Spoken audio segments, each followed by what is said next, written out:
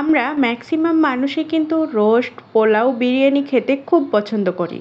কিন্তু আমি পার্সোনালি এগুলো খেতে তো পছন্দ করি, পাশাপাশি বাঙালি যে খাবারগুলো আছে সবজি, ডাল, ভর্তা এগুলো খেতেও আমার খুব ভালো লাগে। বিশেষ করে এই যে আজকের যে রেসিপিটি বানাবো সেটা হচ্ছে ঝিঙ্গা আলুর তরকারি। এই ঝিঙ্গা আলুর তরকারিটা আমার খেতে খুব ভালো লাগে। ভাতের সাথে ঝিঙ্গা আলুর তরকারি আর ডিম ভাজি হলে তো কোনো কথাই নেই। তো আমি যেভাবে ঝিঙে আলুর তরকারিটা বানাই সেটাই আপনাদের সাথে খুবই সহজভাবে শেয়ার করব। সবজি খাওয়া আমাদের শরীরের জন্য খুবই উপকারী, কিন্তু আমি তাই সবসময় চেষ্টা করি সবজিটা খুবই মজারভাবে রান্না করার জন্য। এই জন্য প্রথমে আমি এখানে হাফ কেজি পরিমাণ এখানে ঝিঙ্গা নিয়েছি, ঝিঙ্গাটাকে একদম চিকন চিকন করে কেটে নিলাম। তারপর প্যানে ঝিঙ্গাগুলো দিয়ে দিচ্ছি। এখন দিয়ে দিলাম এখানে কিছু আলু কুচিও।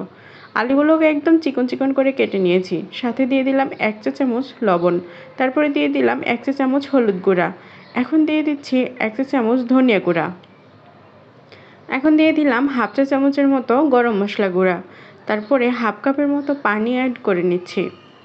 পানি অ্যাড করা হয়ে গেলে এখন এগুলো মশলাগুলোকে ভালো মতোভাবে এই তরকারির সাথে মিশিয়ে নিতে হবে। এটা আপনারা চাইলে হাত দিয়েও মেশাতে পারেন।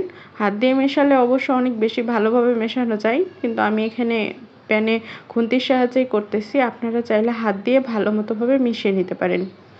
এখন ঢাকনা দিয়ে ঢেকে আমি এটাকে সিদ্ধ করে নিব। এই তো দেখতেই পাচ্ছেন প্রায় 10 থেকে 15 মিনিট পর আমি এটাকে ঢাকনা উঠিয়ে দেখতেছি এখানে প্রায় পানিটা শুকিয়ে এসেছে এবং আলু এবং ঝিঙাটা পুরোটাই সিদ্ধ হয়ে গেছে। এখন এই পর্যায়ে আমি ভালো মতোভাবে এটাকে নাড়িয়ে নিচ্ছি এবং এক সাইডে রেখে দিচ্ছি ঠান্ডা হওয়ার জন্য। অন্যদিকে একটা প্যানে দিয়ে দিলাম পরিমাণ মতো তেল, প্রায় 1 টেবিল চামচের মতো তেল দিয়েছি।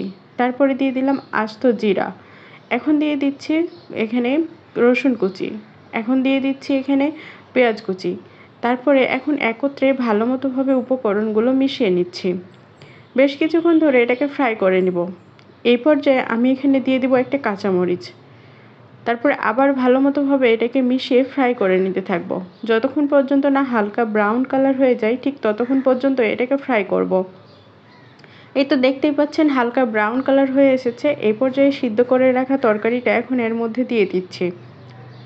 তো এখন ভালো মতোভাবে মিশিয়ে নিচ্ছি। সিদ্ধ করার পরপরই কিন্তু এটাকে নাড়িয়ে নেবেন, না হলে কিন্তু নিচের যে পেঁয়াজগুলো আছে সেগুলো পুড়ে যেতে পারে। এজন্য দেওয়ার পরপরই এটাকে নাড়িয়ে ভালো মতোভাবে একত্রে মিশিয়ে নিতে হবে। তো মেশানো হয়ে গেলে আমাদের এই সবজিটা রেডি। এটা খেতে কিন্তু অসাধারণ হয়েছিল, আপনারা চাইলে ট্রাই করতে পারেন। আমরা সবজি খেতে একদমই পছন্দ করি না, বিশেষ করে বাচ্চারা যারা আছে একদম সবজি খেতে পছন্দ করে না, তাদেরকে চাইলে এভাবে রান্না করে দিতে পারেন। আজকের জন্য এই পর্যন্তই। আসসালামু আলাইকুম, ভালো থাকবেন সবাই।